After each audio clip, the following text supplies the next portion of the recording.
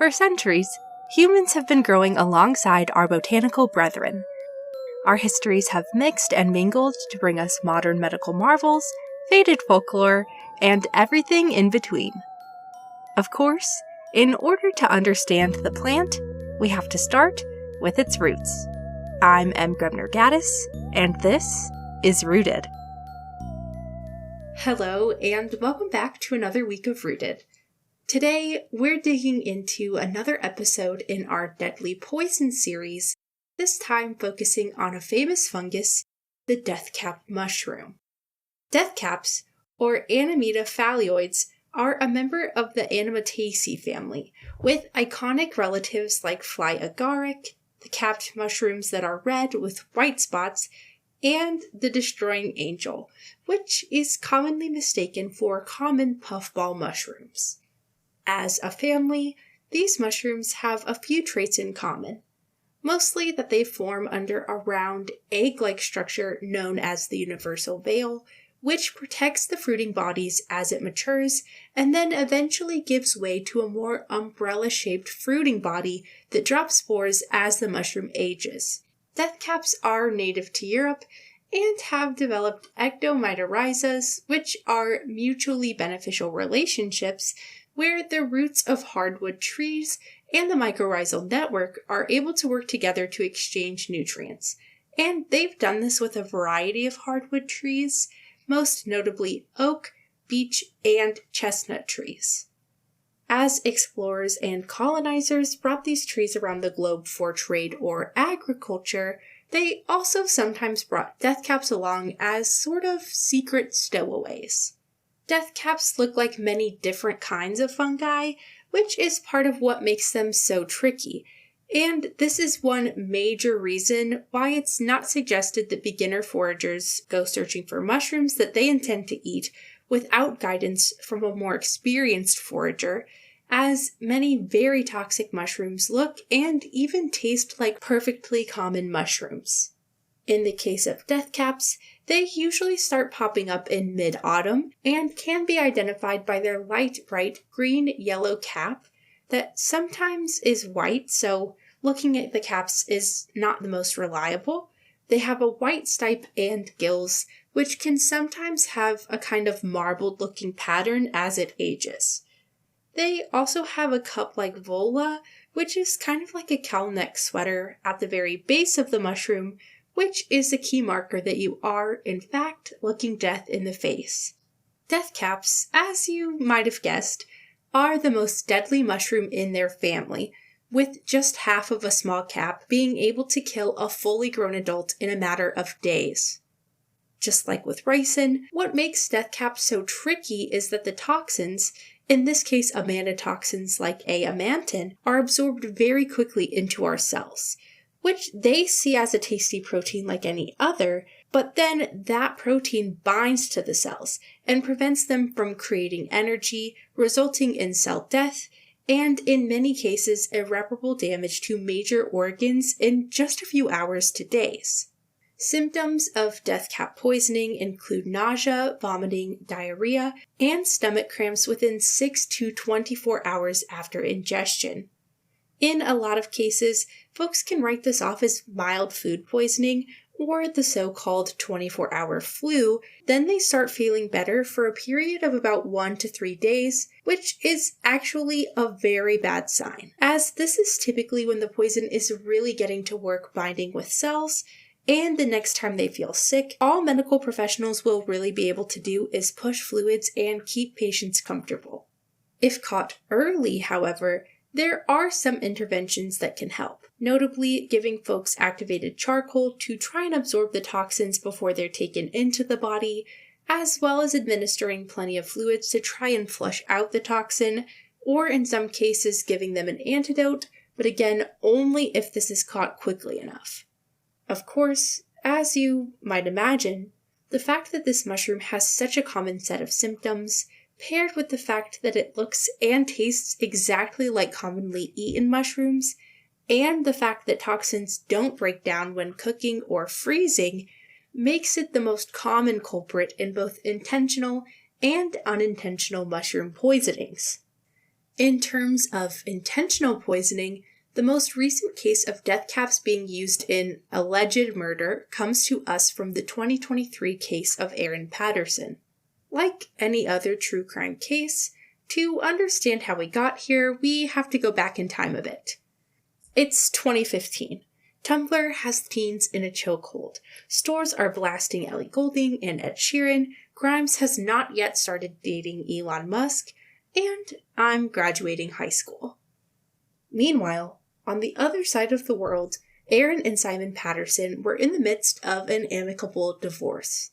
The general sentiment, it seems, was that they'd just kind of grown apart, and they would be better co-parents to their 2 children if they focused on that relationship and left the romance behind. For years, this was seemingly okay, with some fighting here and there, but by all accounts, things were fairly cordial. Until 2022, when it seems like Aaron felt she needed more from Simon. With the cost of living rising and the kids getting older, she just felt like they needed to reconsider their child support agreement. Simon, wanting to do the right thing, agreed and went to court with Aaron so the court could adjust their agreed-upon payments. It seems, however, that Aaron wasn't happy with the amount the judge awarded, though, with Scott later saying Aaron seemed to be very aggressive towards him after this, and it became a source of a lot of fighting and toxic behavior, eventually leading Simon to distance himself from Aaron. Cut to July of 2023, and Aaron is suddenly very interested in having Simon's family over for lunch. She reaches out to his mom Gail, his dad Donald, and Simon's Aunt Heather and husband Ian, who she all still talks to regularly. And she invites them over for lunch. She makes it a point to ask Simon to be there, saying that she really wants this to just be a nice lunch for the family, as she has some very important news to share with them. On the day of the big lunch, Erin has spent all day cleaning, preparing, and cooking Beef Wellington for her in-laws, who would later note that she seemed a little stressed, but absolutely refused to let anybody into the kitchen. They also noticed that Erin's portion was served on a very different plate. While their Beef Wellington was served up on large gray plates in generous portions, Erin served herself on a very small, light-colored plate. This did seem odd, but they figured Erin was used to only serving 3 people, so maybe she just didn't see the need to have many extra plates? During the meal, Erin explained that she had cancer, but she didn't know how to tell her children, and she asked the family if she could count on their support. By all accounts, this was a very nice lunch, and while the news was dark, they left feeling like they were all going to get through it together. That was until a few hours later, when Simon's parents suddenly noticed they had terrible stomach cramps, followed by what they assumed to be symptoms of food poisoning. Not wanting to get too dehydrated, they went to the hospital and advised Heather and Ian to do the same. Now, at this point, it's clear to them that they had all eaten something bad, and as much as they wanted to rule it out, it's possible that Erin might have done something to their food to make them this sick. Doctors and toxicologists conclude their symptoms are in line with death cap mushroom poisoning, but the patients were not given an antidote, as this was discovered long enough after the fact that it likely would not have been effective. Shortly after they arrive at the hospital, police pay Erin a visit to ask how she's feeling and let her know that her guests are all in the hospital, despite the fact that she seems remarkably fine. Erin explains that she was sick, but she figured that since she had less, it must have just gotten out of her system. This is of course suspicious, but at this point they can't prove anything, so they ask what she did with the leftovers, and Erin explains that she still has some in the fridge, and that her kids had eaten a small portion but seemed fine. Then they ask Erin all kinds of questions. What did you make? Where did you source your ingredients? Do you know of anything that could have made your guests sick? Should your kids be seen by a doctor? And Erin insists that she has made this dish tons of times and no one's ever gotten sick. As she thinks and thinks, Erin suddenly remembers that she tried new mushrooms from some vague Asian grocery store in the area, and concludes that that must be it because she scraped the mushrooms off for her children since they hate mushrooms and they didn't even get a little sick. A quick note here is that scraping the poisonous mushrooms off of a Wellington would not remove all of the toxins, as they, again, do not break down in heat, and while certainly eating the mushrooms would mean you ate more, the mushroom juice would still be all over and very well would cause symptoms in children. But back to our story, police ask Erin which store she bought them at. Seeing as her dinner guests are in the hospital in critical condition, this is now a matter of public safety. But wouldn't you know it, Erin just cannot remember, and she doesn't have the receipt, and she paid cash, so no bank record either. Police do agree to go on her wild goose chase for the case of poisoned mushrooms, but they're also doing a little digging in on Erin. Tragically, while police are doing all that digging, Simon's parents and Heather pass away, and Ian has to be intubated. In their digging, police do manage to find a few interesting things. Interesting thing 1. They can't seem to find any doctor, clinic, or resource that would suggest that Erin has cancer, which would have been a matter of public record for them because in Australia, those diagnoses are recorded in a government database. 2. One of the reasons Simon didn't want to go to Erin's lunch is because he had gotten sick from her cooking before with similar symptoms to what his parents had, and he didn't want to be around her. Plus, Simon says that Erin never really wanted to host in the past, so it just felt odd to him. 3. In her messages with Simon, Erin said that she'd spent weeks preparing the meal, but Beef Wellington, while complicated, doesn't take that long to make. 4. Police find that Erin was a bit of a novice mycologist, joining all kinds of fungi-loving Facebook groups and being an active member there for years. Obviously, this raises some red flags, but people are allowed to have hobbies that might look odd without immediately being considered a murderer. That being said, this is where police really start narrowing down their search. They noticed that a local pharmacist had actually posted a warning just a week or so before the dinner, warning foragers not to go collecting in a certain area, since they had spotted death cap mushrooms, and, wouldn't you know it, not even 24 hours later, police were able to see from bone records that Erin was in that area, and she even tagged some plants on iNaturalist nearby. Now, this is fishy, but it gets even fishier when police ask Erin how she prepared the mushrooms while searching her house, and she informs them that she dried them in the oven, which police think is odd since she posted pictures using a dehydrator to dry mushrooms on Facebook, and the user guide for the model in her photos is literally in her kitchen drawer. Erin tells them that she must have just lost the dehydrator in a move, but police find video evidence of her taking it to the dump and having it disposed of right after the dinner. It's all getting to be just a bit too suspicious. At this point, Ian is out of the hospital, and Erin has officially been charged with murder.